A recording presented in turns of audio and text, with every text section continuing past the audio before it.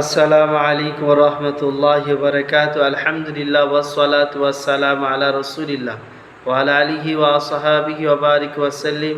আজ যে বিষয়বস্তুর উপর আলোচনা হবে সেটা বা হাদিস পেশ করা হবে সেটা হচ্ছে এই যে নবী পাক সাল্লাল্লাহু আলাইহি সাল্লামের জিন্দেগিতে এই একটাই দোয়া যেটা আল্লাহ তাআলা কবুল করেননি, এই বিষয় নিয়ে আলোচনা হবে। আসুন হাদিস থেকে শুনি। আন মাযিন রাদিয়াল্লাহু তাআলা আনহু قال صلى رسول الله صلى الله عليه وسلم صلاة فأحسن فيها القيام والخشوع والركوع والسجود قال إنها صلاة راغب ورهب سألت الله فيها ثلاثا فأتاني اثنتين وزرع عني واحدة سألته ألا يبعث على أمتي عدوا من غيرهم فيشتههم فأتاني وسألته ألا يبعث عليهم سنة تقتلهم جوعا فأتاني وسألت ألا يجعل بأسهم بينهم فردها عليه।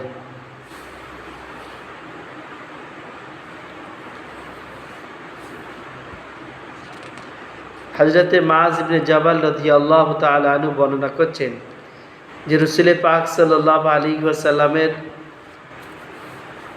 একদিন রাত্রির ঘটনা যে আমি নবী করিম সাল্লাল্লাহু আলাইহি সাল্লামের কাছে পৌঁছাই। এই অবস্থায় যে রাসূল পাক সাল্লাল্লাহু আলাইহি সাল্লাম খুব সুন্দর খুশু খুজু সাথে রুকু সিজদা ও কিয়াম করলেন, অর্থাৎ নামাজ পড়লেন। আবার আমি এই কথাটা রাসূল পাক সাল্লাল্লাহু আলাইহি সাল্লামকে বলার কারণে যে আল্লাহ রাসূল আজটা আপনি খুব সুন্দর রুকু সিজদা ও কিয়াম করে নামাজ পড়লেন। প্রত্যেক দিনই রাসূল পাক সাল্লাল্লাহু আলাইহি সাল্লামের কিয়ামকৃত রুকু সিজদা ভালোই হয়, সুন্দর হয়, কিন্তু তার চেয়েও বেশি সুন্দরভাবে উনি দেখেছেন। তার জন্য উনি নবী পাক সাল্লাল্লাহু আলাইহি সাল্লামকে তাজকিরা করলেন। তো রাসূল পাক সাল্লাল্লাহু আলাইহি সাল্লাম বললেন যে হ্যাঁ, এটা হচ্ছে তরকিব ও তাহরিব ওয়ালি নামাজ, যার অর্থ হচ্ছে এতে তরগিব যে আপনার দিল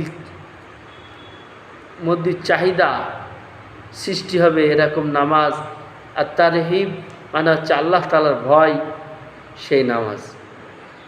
এই নামাজের মধ্যে আল্লাহ তাআলার কাছে তিনটি জিনিস চেয়েছেন, তার মধ্যে আল্লাহ তাআলা দুটো দিয়েছেন, একটা দেননি। নবী পাক সাল্লাল্লাহু আলাইহি সাল্লাম বললেন যে আমি তিনটি জিনিস চেয়েছিলাম, তার মধ্যে তো হচ্ছে এক, যে আমার উম্মতকে যেন একসাথে ডুবিয়ে না মেরে ফেলা হয়, আল্লাহ তাআলা কবুল করলেন। দুই হচ্ছে যে আমার উম্মতের উপর যেন বেরুনি দুশমান একবারে হামলা করে শেষ না করে ফেলে, এটা কবুল করা হলে। তিন নম্বরে নবীজি বললেন যে আমার উম্মতের মধ্যে যেন বিভিন্ন রকমের ফিরকা না তৈরি হয়, বরঞ্চ এক হয়ে যেন থাকতে পারে, এটা আল্লাহ তাআলা কবুল করলেন না। ওই জন্য আজ মুসলমানদের মধ্যে বিভিন্ন রকমের ফিরকা, যতই মুসলমানদেরকে এক ঐক্যবদ্ধ হওয়ার চেষ্টা করা হচ্ছে, কিন্তু সেটা আল্লাহ তাআলা কবুল করলেন না। তার কারণ হচ্ছে এই যে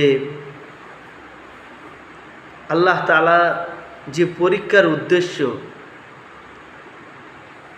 আমাদেরকে সৃষ্টি করেছেন কিসের জন্যে? লিয়াবলুয়াকুম আইয়ুকুম আহসান আমালা, যাতে করে আমাদের মধ্যে কে উত্তম কাজ করে আল্লাহ তাআলা সন্তুষ্টের জন্য। তো এই পরীক্ষার জন্যে আল্লাহ রাসূল সাল্লাল্লাহু আলাইহি সাল্লামের এই দোয়াটা আল্লাহ তাআলা কবুল করলেন না। যে নাহলে দেখেন সারা পৃথিবী চেষ্টা করা হচ্ছে সে সমস্ত মুসলমানকে এক গিরোয় একভাবে রাখার, কিন্তু এটা হচ্ছে না, সম্ভব হচ্ছে না। কারণ কি? যে আল্লাহ তাআলা এই দোয়াটা আমাদের নবীজির কবুল করেনি। সারা বিশ্বে যারা ৩৩ কোটি দেবতা মানে তারা কিন্তু এক কথাই এক হয়ে যায়, এক গিরো হয়ে যায়। যারা ৩টে খোদা মানে তারাও কিন্তু এক হয়ে যায়।